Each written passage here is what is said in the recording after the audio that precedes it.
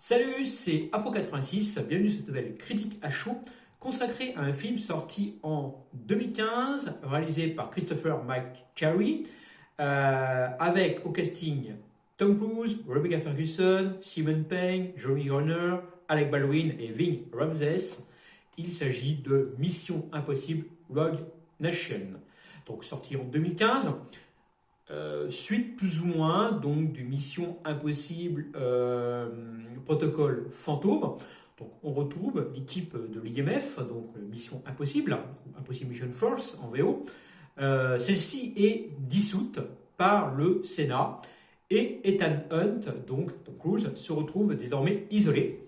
Alors que l'ancien groupe d'agents donc, doit affronter un réseau d'agents spéciaux particulièrement entraînés, appelé ou baptisé le syndicat.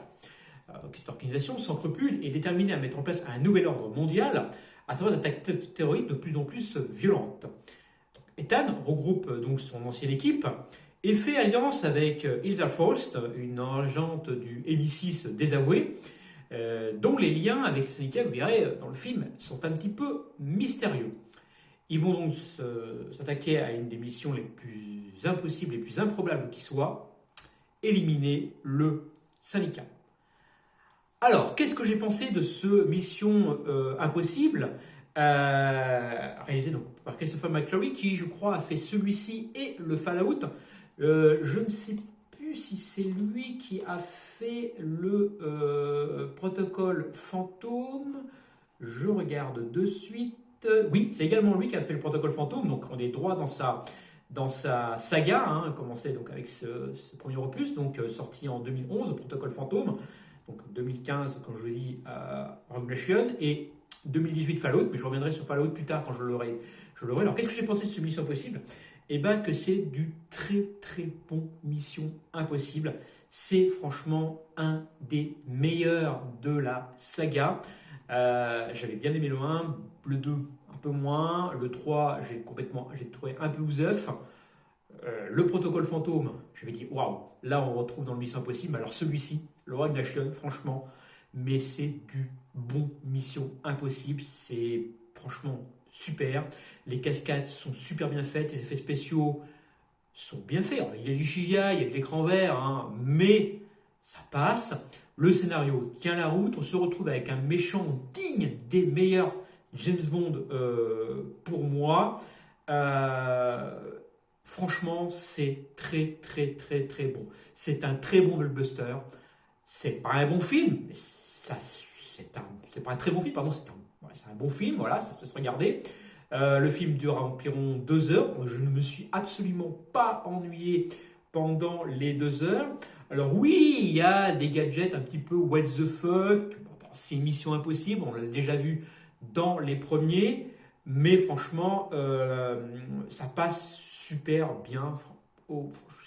Voilà, c'est nickel, franchement. Il n'y a rien pour moi, ou pas du moins pas grand-chose à jeter dans ce blockbuster. C'est une très bonne adaptation de la série. Ça a su garder l'âme intacte de la série depuis... il faut savoir que ça fait 16 ans quand même, un peu plus de 16 ans d'ailleurs, 20 ans maintenant bientôt, que la saga a été adaptée au cinéma.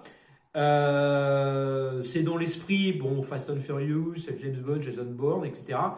Mais c'est un peu plus quand même intelligent pour moi que Fast and Furious. Et voilà, je me répète, mais c'est du très bon blockbuster. C'est du film, c'est ça que je veux voir, moi, au cinéma, des films d'action comme ça. On débranche le cerveau, mais pas trop. On prend pas les gens pour des cons. Voilà, c'est divertissant, sans prendre le public pour des cons. Et moi, j'adore ce genre de film. J'ai hâte, franchement, de voir le Fallout, de voir la fin de cette saga. Enfin, je sais pas, parce que j'ai pas vu le Fallout, on sait pas. Et donc, vous l'aurez compris, je mettrai j'aime beaucoup sur Captain Watch. Quant à la note, vous l'aurez d'ici quelques jours sur Sens Critique. Donc, je vous recommande de regarder ce Mission Impossible Rogue Nation, qui est disponible sur Netflix, ainsi que le Fallout d'ailleurs, et que vous pouvez retrouver facilement, bien sûr, en VOD et DVD, Blu-ray et support physique. Voilà, j'en ai fini avec cette critique à chaud, j'espère que ça vous aura plu. Je vous souhaite une bonne soirée et surtout gardez l'esprit critique. Salut!